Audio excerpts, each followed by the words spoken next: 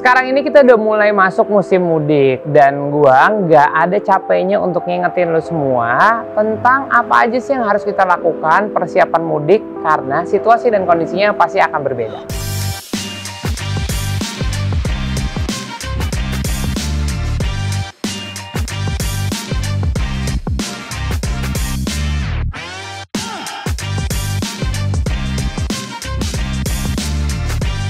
Seperti yang kita ketahui, suasana jalan di mudik itu selalu berbeda, penuh dengan challenge, dan kita harus melakukan persiapan-persiapan agar kita juga siap menghadapi ini semua. Oleh sebab itu, gua nggak pernah capek untuk ngingetin lo semua untuk bisa mempersiapkan diri sebelum perjalanan mudik dimulai.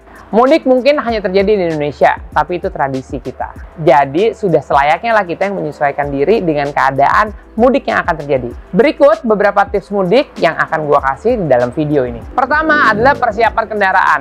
Jelas persiapan kendaraan itu adalah hal yang paling penting. Banyak hal yang perlu kita persiapkan. Dan berulang kali untuk mengingatkan, konsep simple dalam persiapan kendaraan adalah powers. Apa itu powers? P itu petrol, O itu oil, W itu water, E itu electrical, R itu rubber, S itu adalah safety. Sekarang kita mulai dari P. P adalah petrol. As you know, banyak kendaraan di Indonesia tetap didominasi dengan kendaraan ICE, yaitu internal combustion engine, bukan kendaraan elektrik. Spesial untuk ICE, tentunya kita harus punya persiapan mengisi bahan bakar. Tips saya untuk bahan bakar adalah selalu pakai bahan bakar dengan oktan yang terbaik. Kenapa begitu? Karena selama mudik, tingkat stres mesin akan lebih tinggi. Jalan macet akan memberikan tekanan yang luar biasa kepada mesin kita. Kenapa begitu? Stop and go adalah suatu kegiatan yang sangat berat. Oleh sebab itu, bahan bakar dengan oktan tertinggi atau bahan bakar diesel dengan setan number yang sangat rendah, itu akan sangat membantu mengoptimalkan tenaga mesin di putaran berapapun. Sekarang kita masuk ke huruf O, yaitu oil. Masing-masing kendaraan pasti punya rekomendasi SAE apa yang harus dipakai ketika mereka ingin mobilnya optimal. Seperti oli ini adalah SAE 10W40. Bagaimana kita mengetahui mobil apa yang cocok dengan oli apa? Kalian bisa cek masing-masing di manual book. Nggak perlu coba-coba, karena semua mesin itu sudah ada rekomendasi SAE olinya. Untuk informasi aja, semakin kecil SAE-nya, yaitu angka 0, itu semakin cair. 10, 20, 30 itu semakin kental. Sebetulnya tidak terlalu pengaruh apakah mobil ini mobil ICE ataupun hybrid, karena masing-masing masih memiliki mesin. Mobil saya satu ini adalah plug-in hybrid, tapi tetap menggunakan mesin. Jadi ingat, semua mobil yang masih menggunakan mesin masih membutuhkan oli. Dan tentunya berbagai range produk Lumas Pertamina akan cocok untuk berbagai jenis kendaraan kalian. Dan ada satu tips ekstra dari saya, untuk menutup kap mesin, jangan ditekan, tapi dibanting. Alasannya adalah, jadi banyak yang salah sangka. Dengan menekan kap mesin akan terjadi dua cekungan di atas kap mesin. Yang sebenarnya hal itu tidak perlu dilakukan. Karena dengan membanting kap mesin, otomatis kap akan kelok dengan sendirinya dan kita free dari cekungan yang ada. Sekarang kita masuk W, water atau cairan, terutama air. Mobil ICE masih sangat tergantung dengan air. Bisa air radiator, bisa air wiper, atau mungkin air aki. Jadi jangan sungkan-sungkan untuk membuka kap mesin kalian dan lihat posisi air radiator seperti apa. Pastiin pas lagi dingin mobilnya, jangan lagi panas. Terus kedua adalah air washer. Di sini air washer selalu ada meterannya. Dan di sini meterannya itu selalu ada tanda. Seperti yang mobil saya punya, ini ada tanda di atas sampai angka 12. Jadi kita nggak perlu isi air wiper sampai penuh sekali karena sudah ada takaran optimalnya. Nah, untuk aki mohon dicek. Masing-masing aki biasanya ada tanggal kapan aki itu mulai digunakan. Dari tanggal tersebut, cek berkala. Karena kekurangan air aki bisa menyebabkan mobil ini tidak memiliki energi untuk start maupun untuk jalan. Karena semua kelistrikan mobil ini, terutama otaknya itu ECU, digerakkan dengan tenaga listrik. Jadi untuk mengoptimalkan listrik, pastikan air akinya sesuai dengan perawatan yang berkala. Dan yang kedua adalah alternator, mohon dicek. Sekarang kita masuk huruf E, electrical. Mobil zaman sekarang nggak lepas dengan kelistrikan. Kelistrikan yang dimaksud adalah segala sesuatu yang bergerak dengan listrik atau dioperasikan atau ditenagai dengan listrik. Seperti posisi lampu, apakah terlalu ke bawah atau ke atas, hazard dipastikan nyala kiri kanan, wiper dengan electrical yang ada dipastikan dia bisa berfungsi, karena itu akan menjadi hal yang sangat krusial ketika kita ada di keadaan hujan. Selain itu, mungkin mirror atau spion.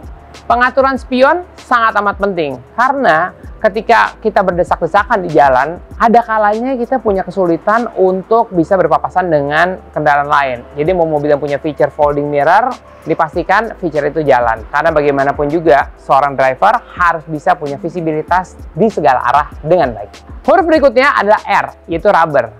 Ada berapa banyak karet di mobil kita? Pertama, ban.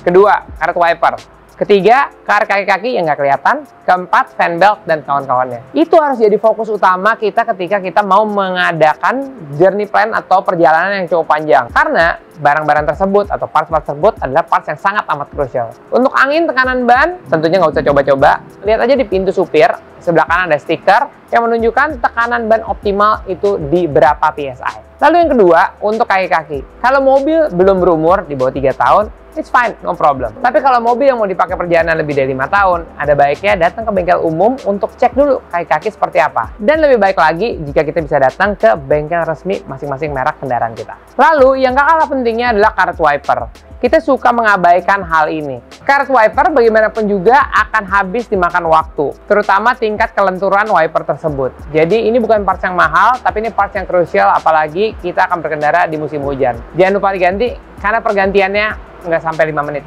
Terakhir, untuk masalah karet, yaitu belt-belt yang ada di dalam mesin. Ini harus lebih ekstra hati-hati, karena lebih baik mobil dibawa ke bengkel, mereka akan tahu apakah ini waktu yang tepat untuk ganti, apakah ini waktu perawatan, apakah sudah jatuh tempo, dan lain-lain. Percayakan kepada mereka, karena bagaimanapun juga keselamatan kita adalah hal yang paling utama di setiap perjalanan. Oke, sekarang saya sampai di huruf yang terakhir, yaitu S. S itu identikal dengan safety. Safety itu apa aja? Banyak kelengkapan harus kita persiapkan sebelum kita berkendara. Pertama adalah safety dokumen. STNK, tentunya BPKB nggak usah karena mobilnya nggak dijual. Pastikan STNK mobil kalian hidup sebelum mobilnya dipakai jalan. Yang kedua adalah kelengkapan-kelengkapan yang membuat kenyamanan berkendara.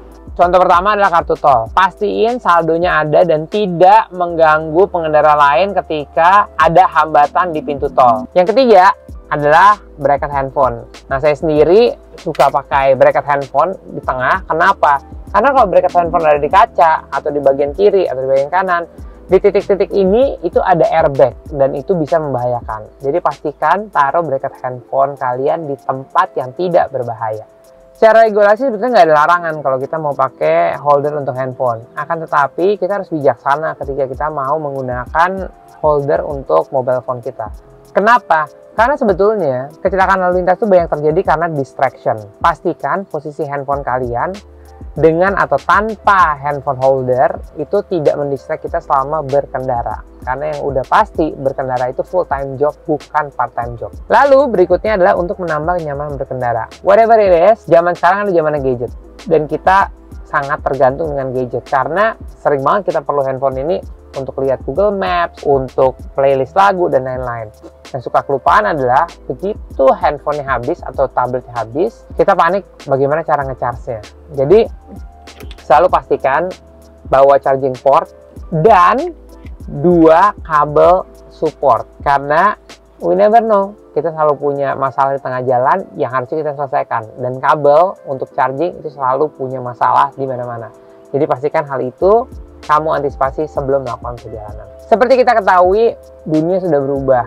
Banyak yang nggak bisa kita prediksi. Seperti sekarang di Indonesia lagi pancaroba, cuacanya panasnya luar biasa, tapi mau nggak mau karena lebaran kita datangnya di cuaca seperti ini, kita harus melakukan antisipasi sebelum berkendara. Oleh sebab itu, berkendara dengan jarak jauh perlu adanya persiapan. Dan mudik lebaran kali ini, pasti Indonesia makin lama sebetulnya makin baik karena sudah banyak jalanan tembus. Jalan tol sudah semakin banyak yang terhubung. Jadi sebetulnya akses kita untuk pulang kampung jadi semakin mudah. Akan tetapi bijaksana dalam berkendara dan toleransi umat berlalu lintas adalah hal yang paling utama. Jadi saya doakan semoga sampai di tujuan dengan selamat, happy, bukan hanya datang tapi juga pulangnya berkendara dengan baik supaya kita bisa mendapatkan keselamatan berkendara untuk kita sekeluarga.